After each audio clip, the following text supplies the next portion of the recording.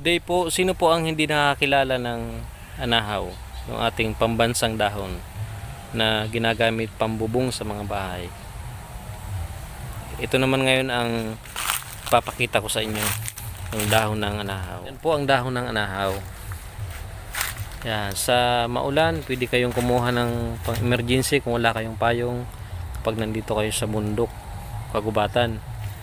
Yan yung kanyang dahon. Yung kanyang puno ay matinik. Yan, no? Yung tangkay ng dahon ay matinik.